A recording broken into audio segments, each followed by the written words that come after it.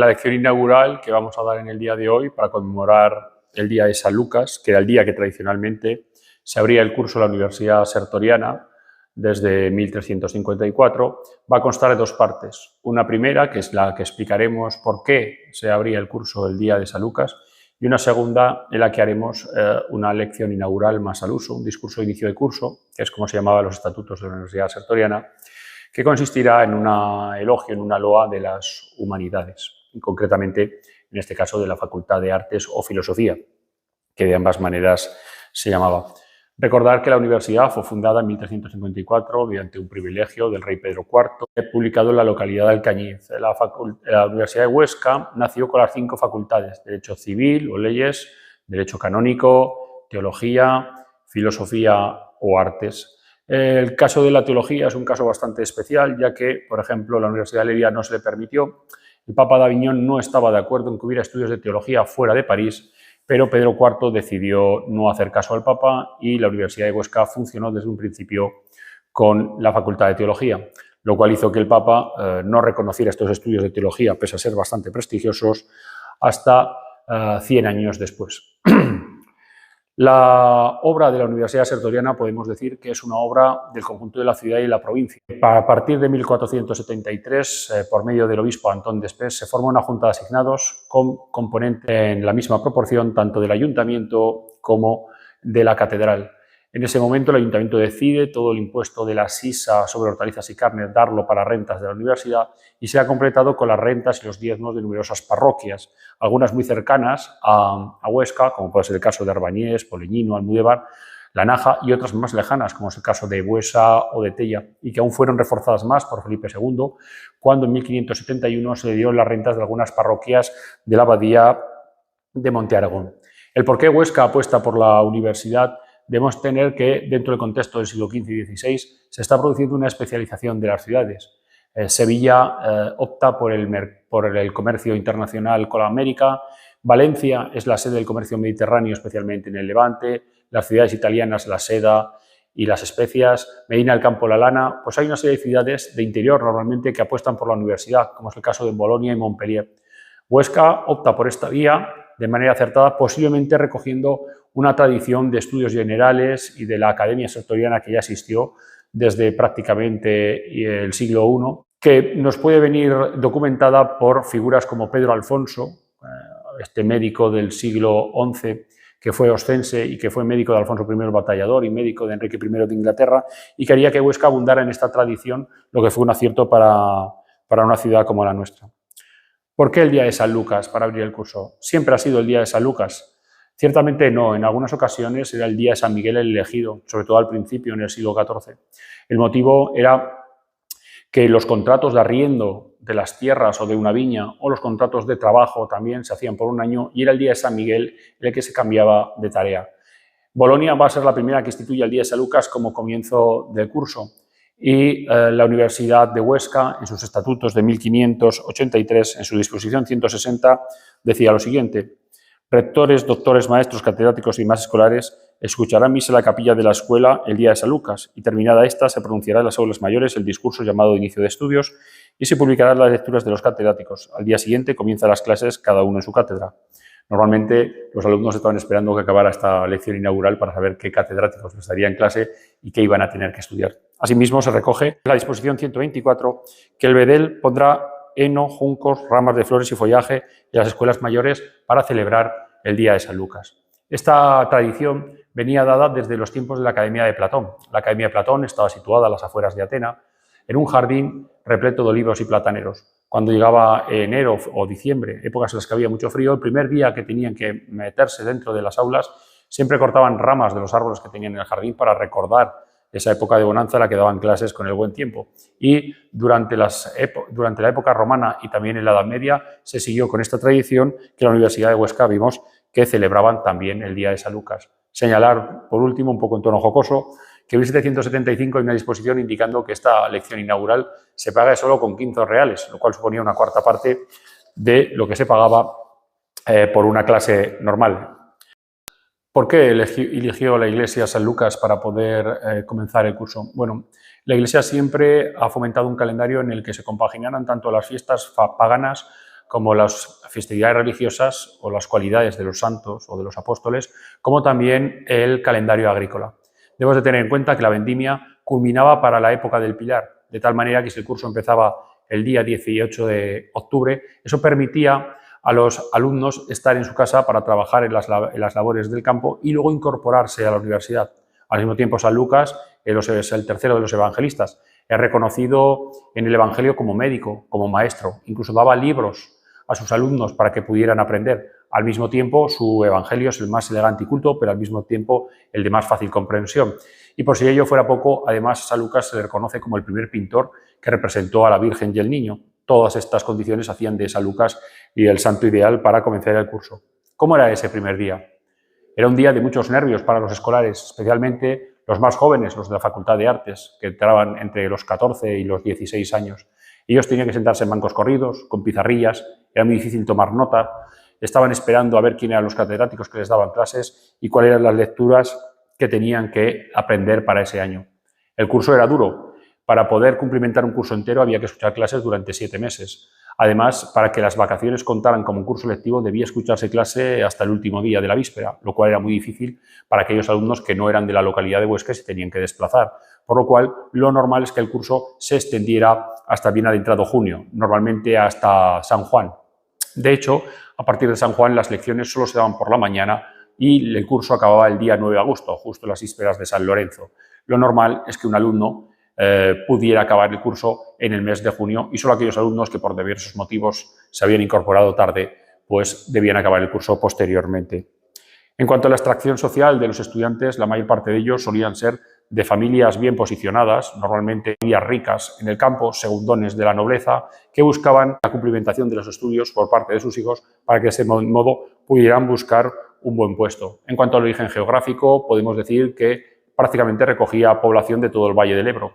Debemos de tener en cuenta que Zaragoza no tiene universidad, no existe una universidad en todo el Valle del Ebro y que numerosos catalanes vienen a Huesca huyendo de la turbulenta Barcelona y buscando rentabilizar el dinero para que los hijos de la burguesía catalana obtuvieran el título tan ansiado. Estos estudiantes vivían normalmente en casas particulares, pero también una gran parte en conventos o colegios mayores. De hecho, a Huesca se la llamó la ciudad conventual porque llegó a tener 19 conventos y tuvo más de 9 colegios mayores. En cuanto al porcentaje de estudiantes, podemos decir que prácticamente el 35% eran de la Facultad de Filosofía y Artes y otro 35% de la Facultad de Leyes.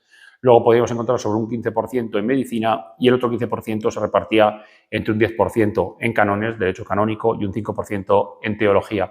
Normalmente, la obtención del bachillerato en Artes ya facultaba para obtener un buen puesto de trabajo y por ello era la más mayoritaria, además de que los estudios eran los más cortos y en 4 años las familias podían rentabilizar la inversión económica que suponía hacer estudiar a un alumno.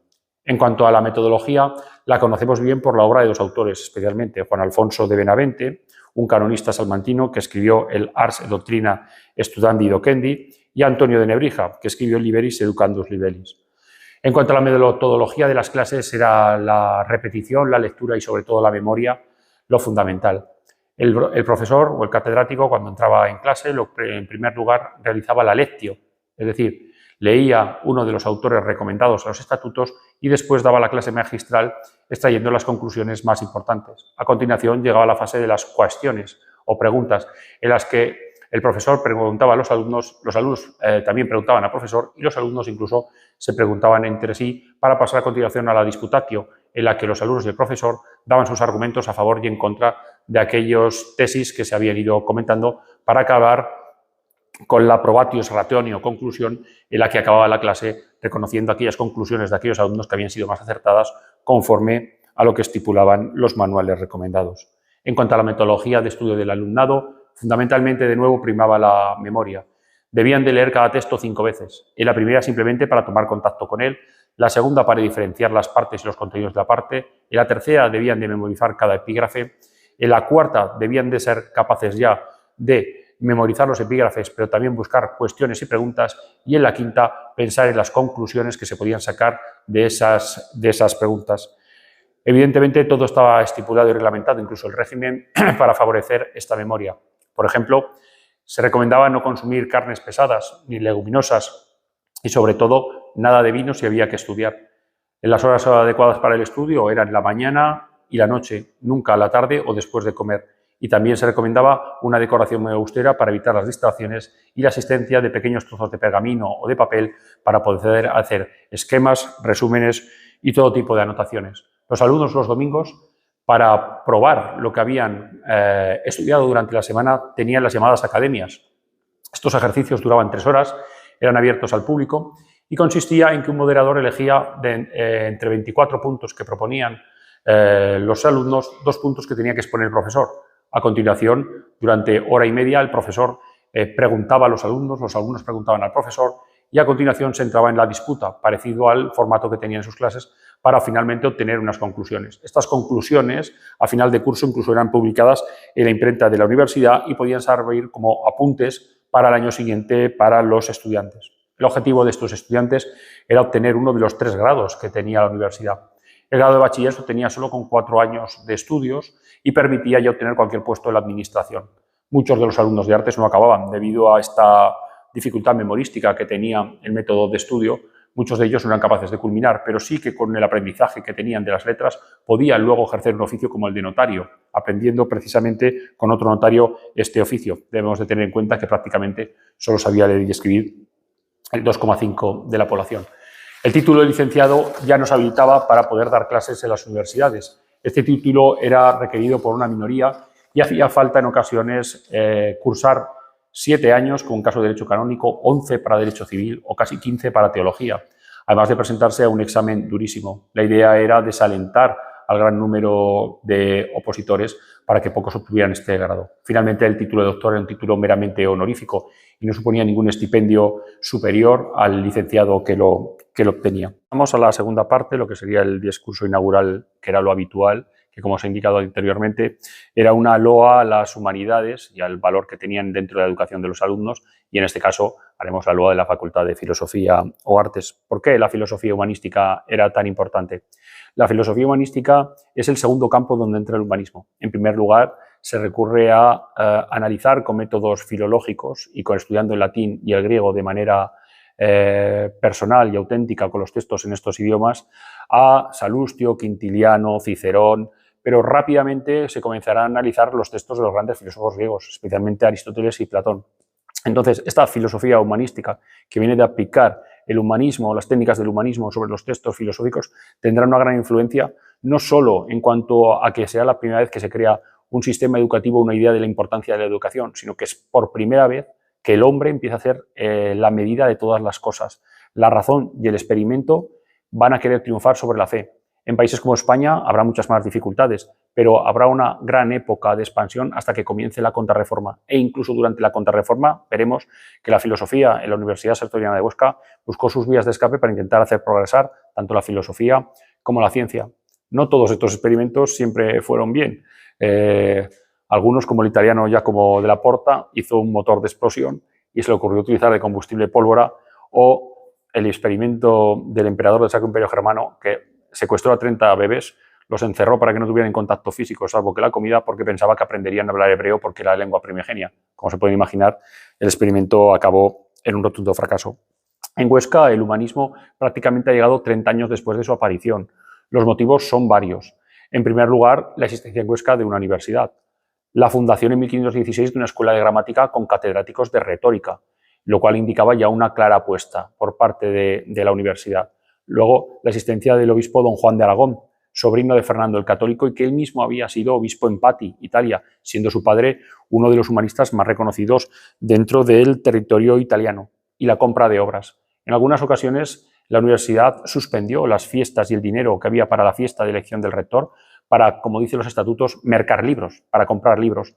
Así nos encontramos las obras de autores clásicos como Virgilio, Salustio, Cicerón, que hemos comentado anteriormente, Quintiliano, Plutarco, pero no solo ellos, sino también, por ejemplo, algunas de las obras como las de Jorge de Trebisonda, que eran bizantinos que habían escapado a Roma y que habían comenzado a difundir la filosofía griega por Europa. No podemos olvidar que en la Universidad de Huesca, entre 1519 y 1558, se compraron 51 obras de Erasmo distintas, entre ellas sus comentarios a los evangelios, apostando por una vía más interior y espiritual del cristianismo.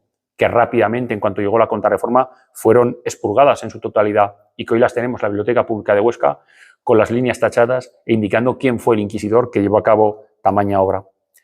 Podemos decir que dentro de la filosofía humanística hay dos vías. Por un lado, la filosofía oficial, la que se obligaba a estudiar en los estatutos de la universidad, pero por otro lado, en los colegios y también los profesores y los alumnos bullían otras inquietudes y otras nuevas filosofías más vinculadas con esta filosofía expansiva que había en Europa y gracias al humanismo y al Renacimiento. Podemos ver en la disposición 70 del Estatuto de la Universidad de Huesca cómo indica que para los estudiantes de filosofía hay que leerse los 8 libros de física de Aristóteles, toda su lógica, el de Coelos, el Meteoro y la metafísica, intentando conocer todo lo que hay en la naturaleza. Pero también la disposición 71, añadida posteriormente, vemos que se prohíbe a los alumnos manejar los apuntes que se daban en los cartapacios por parte de los profesores, porque se estaban enseñando otros Aristóteles que no eran el Aristóteles tomista de la segunda escolástica italiano, el Aristóteles oficial, que estaba de acuerdo con la Contrarreforma, sino que encontramos textos de Aristóteles de Averroes, textos de Aristóteles interpretados por los alejandrinos, que negaban la inmortalidad del alma, que pensaban que fenecía con el cuerpo, o que incluso se acercaban a una posición materialista, naturalista de la naturaleza. Dentro de estas posiciones de filosofías humanísticas, en la Universidad de Huesca se va a apuntar por explorar muchas de ellas. Así tendremos presencias dentro de la alquimia, presencias dentro de la cábala, de la filosofía natural y, como no, de la astrología, sin dejar por ello también paso a la brujería, al exorcismo y a la nigromancia, que en aquella época también eran consideradas como ciencias o como protociencias. Desde el punto de vista de la alquimia, podemos decir que va a tener un gran cultivo dentro del Colegio de Boticarios, Cirujanos y Médicos de Huesca. La universidad no va a cejar de comprar libros especialistas en alquimia. Especialmente aparece un ejemplar del Gebris Arabis, el manual alquímico más importante práctico de toda Europa. En él se enseñaba cómo obtener la piedra filosofal, el elixir de la eterna juventud y también, como no, la transmutación de los metales en oro. En nuestra ciudad incluso han quedado en obras arquitectónicas la plasmación de la alquimia. Debemos recordar que Santo Domingo de Guzmán era el patrono de los médicos y en la iglesia de Santo Domingo se reunían nuestra cofradía de médicos. Allí también están muchos médicos ilustres y catedráticos de nuestra universidad enterrados y podemos ver en su portada todavía hoy las decoraciones de 2 triángulos, uno invertido y otro en posición superior, indicando la tierra y el cielo, indicando también lo femenino y masculino, lo interior y lo exterior, en un signo conocido por los alquimistas como el signo que da imagen de la totalidad y que luego fue heredado por los masones.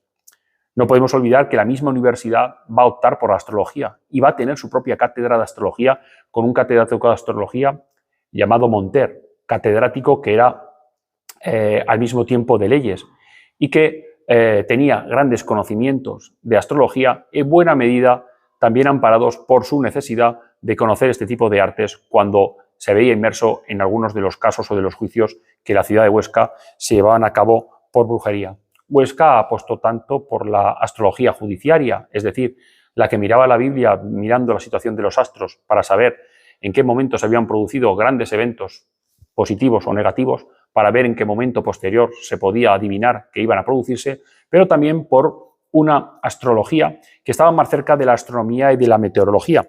Así vemos que en la ciudad se compra el Apotelesmata de Pedro Ciruelo o el Esferae Sacrobosca, pero sin duda alguna el libro que marca el conocimiento astrológico y astronómico de la Universidad de Huesca será el Speculum Astrologiae de Giuntini, el cual encontramos ya en 1575 en el Colegio Conventual de San Francisco. Se caracteriza este libro por ser el primero que introduce las tablas de Copérnico y podemos cifrar ya en 1575 la llegada de las teorías heliocéntricas a la ciudad de Huesca. Para que se hagan idea de la importancia de este dato, en 1610 se producía el juicio contra Galileo por afirmar precisamente esto. En Huesca siempre había habido conocimientos astronómicos y geográficos importantes a través de los libros de Giorgio Agricola. Era de Huesca Juan Cabrero, el camarero de Fernando el Católico, que como nos indica Bartolomé Díaz en su Crónica de Indias, en su Historia de las Indias, o nos indica también el mismo Fernando Católico en una carta que le escribe aquí Diego Colón, fue la persona que más creía en esa redondez de la Tierra, en esa posibilidad de llegar a las Indias por el oeste y en la persona que convenció a los reyes católicos.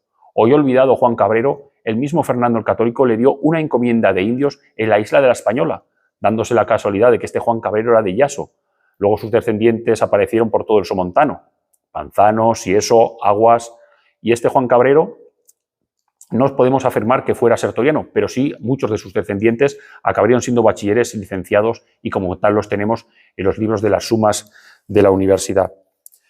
No podemos olvidar tampoco la filosofía natural que quiere ver la Tierra con una hipótesis cercana a lo que ahora sería la hipótesis de Lovejoy de Gaia, es decir, un naturalismo, un materialismo en que la Tierra funciona como una inteligencia, un nous. Son posiciones que llevaron a Giordano Bruno a la hoguera. Las vemos cultivadas en Huesca, con dos figuras de extraordinario relieve, el catedrático y doctor en medicina Martín de San Juan y, como no, su hermano Juan Guarte de San Juan, que fue estudiante en nuestra universidad, aunque no llegó a ser profesor, y que escribe El examen de ingenios para las ciencias, un libro al que se le considera fundador de la psicología moderna. A Juan Guarte de San Juan, estudiante de Huesca, se le considera fundador de la psicología diferencial, de la terapeuta ocupacional y también de la orientación educativa, hasta tal punto que aún hoy en día Juan Guarte de San Juan es el patrono del Colegio de Psicólogos, celebrándose su festividad el 24 de febrero. Fue el primero que intuyó de una manera genial cómo funcionaba el razonamiento, cómo decía que el alma y la conciencia podían estar en el cerebro y la forma mecánica de funcionar el pensamiento. E incluso fue el primero que escribió en varios capítulos un manual de cómo se debía de educar a cada alumno en función de sus posibilidades y de sus inteligencias, siendo un anticipado a las inteligencias múltiples. El último de los caminos explorados fue el de la Cábala. Recordemos que la Cábala es una disciplina judía que investiga el sentido auténtico de las Escrituras, en hebreo, intentando encontrar el Semaforás, el nombre secreto de Dios, que lo explica todo. Los cristianos, cansados de interpretar la Biblia y de no poder conocer realmente las verdades de Dios y que siempre estaban sometidos en debates sobre qué decía la Biblia, utilizaron las técnicas cabalistas sobre la Biblia, destacando en este aspecto personajes como Fray Luis de León, Benito Arias Montano o Gudiel, pero siendo el cabalista más importante del siglo XVI, nuevamente un profesor de la Universidad Sertoriana, Pedro Malón de Chaide, que escribió su Jerarquía Celestial, el libro hoy en día considerado más importante dentro de la cábala cristiana española durante más de 100 años. Indicar que Pedro Malón de Chaide al mismo tiempo fue comisionado por Felipe II para construir el santuario Nuestra Señora de Loreto, santuario que Felipe II insistió que estuviera enclavado en la localidad de Loreto, donde, como bien afirma la historia, estuvo el Santo Grial y donde los planos de dicha obra fueron realizados por Francisco de Mora y el mismo Juan de Herrera, estando también relacionado en su realización Jerónimo Bocanegra, todos ellos personajes buenos conocedores de la cábala y que hacen que podamos mirar este monumento desde una nueva perspectiva. No todo fueron luces en la universidad, ni en el Renacimiento, ni en la filosofía humanística. También la universidad compró, especialmente en este colegio que hoy nos encontramos, el Colegio de Santiago, numerosas obras para poder conocer cómo identificar una bruja, cómo poder juzgarla, cómo poder realizar un interrogatorio en condiciones. El Maleum Maleficarum cuenta de varios ejemplares en Huesca. Encontramos también, como no, el Disquisitionum Magicarum de Martín del Río, que fue usado incluso en los procesos de Salem, en Boston. Debemos recordar que algunos de estos libros fueron usados en los procesos de brujería que se llevaron a cabo en la provincia de Huesca. Y no podemos olvidar que entre 1545 y 1650 más de 150 mujeres fueron ajusticiadas por estos motivos. Por último, tal como se acababa en aquella época los discursos inaugurales de inicio de curso, acabaremos con una loa a la universidad. Acabar nuestro discurso inaugural indicando: las humanidades llegaron a Huesca en fecha tan temprana, gracias a su universidad, y el resultado fue el afianzamiento de un gusto por la educación y el conocimiento en Huesca, que hizo que estudiantes de la misma ocuparan cargos de todo tipo y llevaran el nombre de la universidad por España, Europa e incluso las colonias americanas, haciendo de Huesca una ciudad con nombre y reconocida, sin caer en el anonimato de la mayoría de las ciudades de igual dimensión y raigambre, y creando un cierto amor por la cultura y lo intelectual, que esperemos sirva para que la memoria de la Universidad Sertoriana, la institución que mayor gloria ha aportado a esta ciudad, siga estando viva.